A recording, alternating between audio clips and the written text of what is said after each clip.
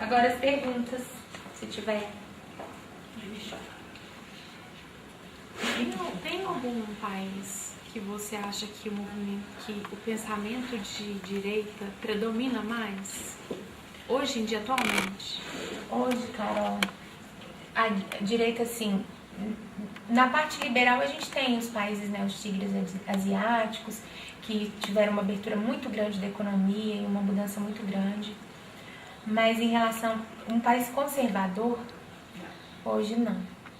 Estados Unidos foi, durante muito tempo, um país conservador, né, quando até os próprios democratas, que são considerados a esquerda dos Estados Unidos, eles tinham uma visão diferente. Quando você olha, por exemplo, o John F. Kennedy, que foi baleado lá nos anos 60, ele era um democrata, mas todas as suas... quando ele coloca as questões, elas não são tão fortes quanto hoje, quando você escuta uma Hillary Clinton ou um Bernie Sanders falando, que tem essas questões todas do marxismo cultural, né? As minorias, sempre sendo, as minorias, entre aspas, sempre sendo exaltadas. Eu acho que hoje, não sei, eu posso estar errada, né? Mas eu acho que a gente não tem um país assim que nós possamos dizer que é um país conservador. Mas temos países liberais na economia, que são os países ricos, né? Eles só conseguiram alcançar tanto o sucesso econômico, o próprio Estados Unidos, porque a intervenção do Estado é mínima. Mas se a Hillary ganhar, não sei o que vai acontecer, não. E essa questão de teoria da conspiração, essa nova ordem mundial, tem muita ligação com a esquerda? Tem. Existe o professor Olavo de Carvalho, ele fala dos globalistas, que são aqueles que querem unir, né, o mundo. Aí a gente que é cristão, a gente entende.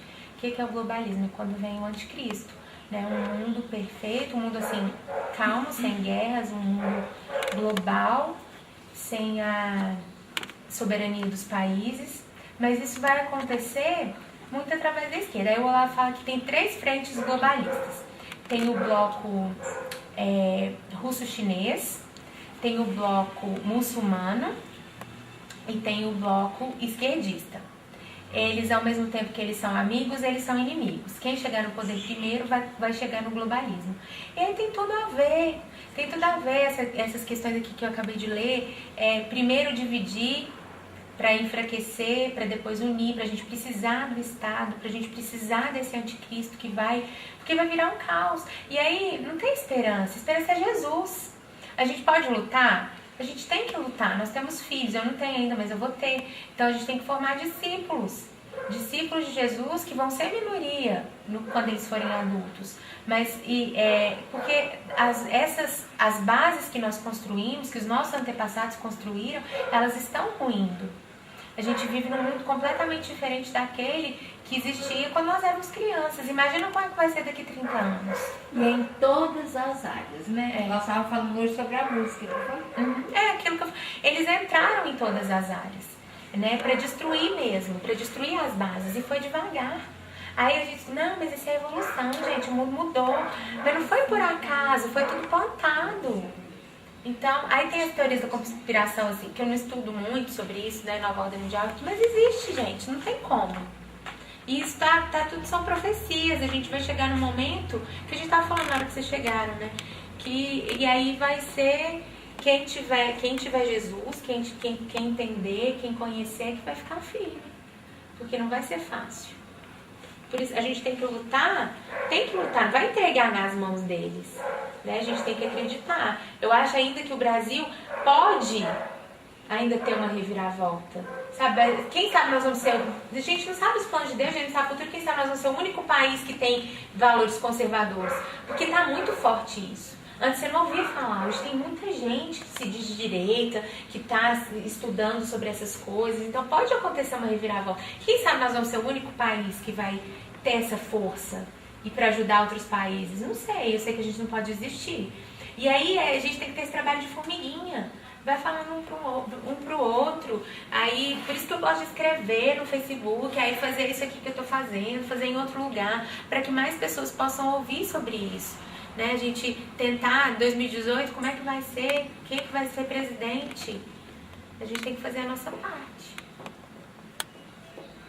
E qual candidato hoje? Não, né? Eu acho que não. O que eles estão falando? Falando Lula? Marina é PT 2 vezes. A Marina é esquerdista, ela nasce no PT. Ela tem ideias de intervenção do Estado. A ideia dela, ela fala o seguinte, que ela quer uma terceira via. Ela acha que o único problema é a corrupção. Mas a corrupção é o menor dos problemas, gente. É ruim falar isso, né? Mas é porque a corrupção ela acontece justamente por causa do poder. Quando o PT faz mensalão, rouba petrolão, BNDES, que ainda não começou, não é simplesmente para enriquecer. Não é para o Lula ficar rico, para o filho dele ser dono da Friboi, que eu nem sei se é mesmo. Não é só para isso. É para enriquecer o partido. É para enriquecer a ideologia. O dinheiro, eles se consideram os donos do Brasil. Então, o dinheiro que eles pegaram, eles não acham que foi roubado. Para financiar o poder. Para financiar o poder.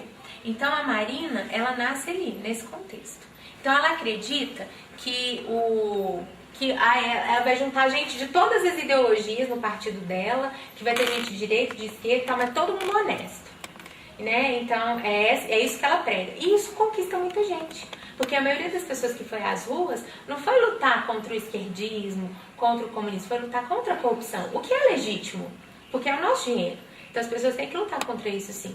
Só que a Marina tem chances justamente por causa desse discurso anticorrupção.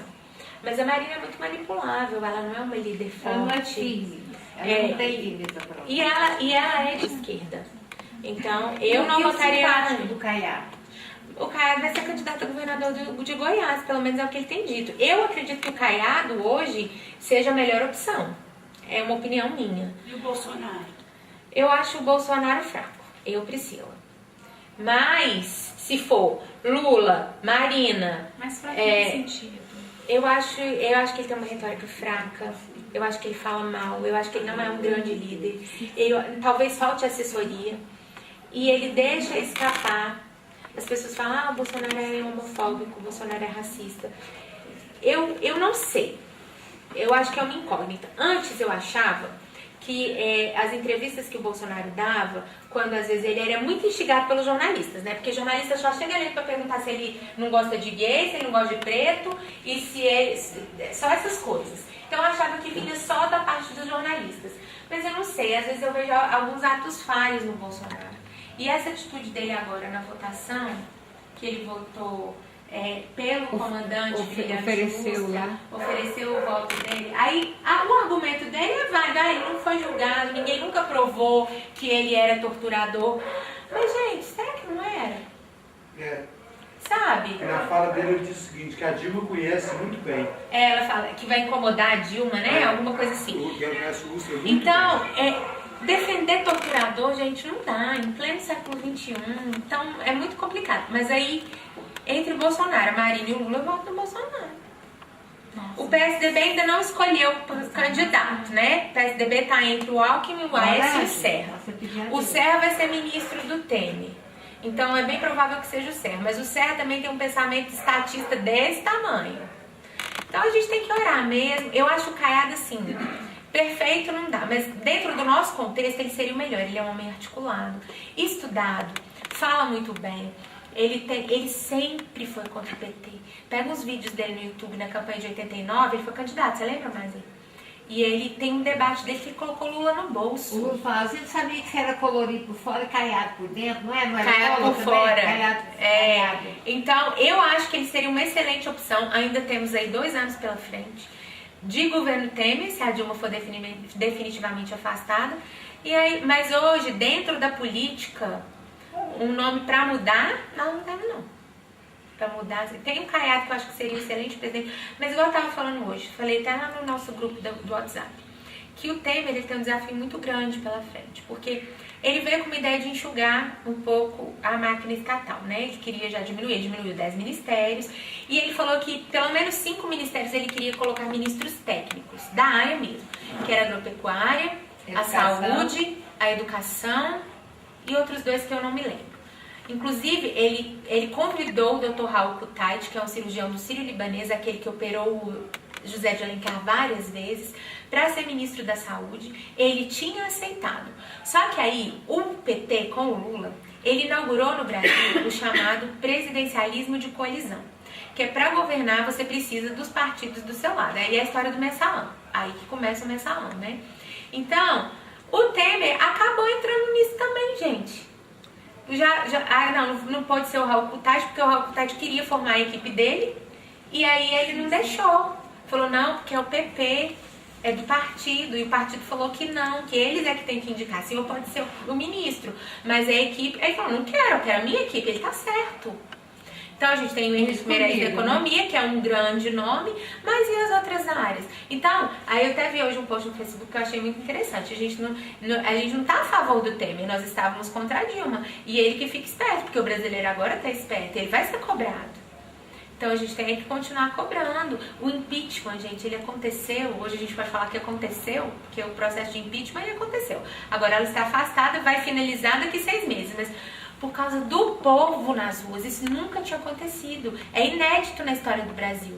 O povo sair por conta própria. Nas diretas já, quem convidava o povo eram os partidos. Ulisses, que chamava as pessoas para irem às ruas pelas diretas já.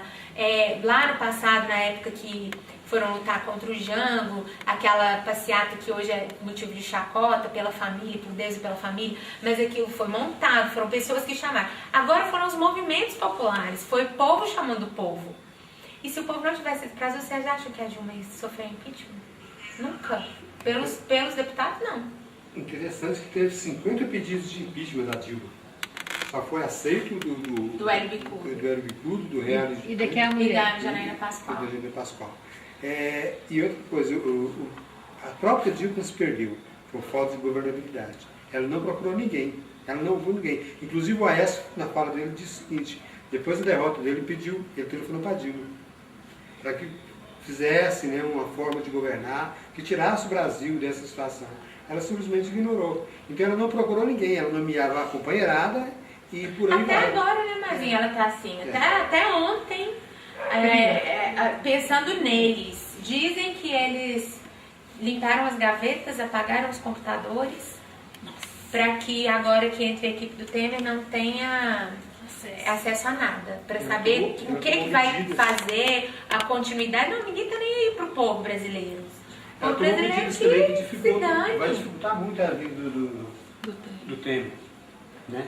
Aquelas medidas que ela tomou de gastos, assim, né, de última hora. Senhora. Natal. Então tá, né? Então vamos encerrar. Tomar o caldinho. Obrigada, gente, por vocês terem vindo, terem tido paciência para ouvir. Espero que tenha sido válido. Nós agradecemos. Pronto. Muito válido.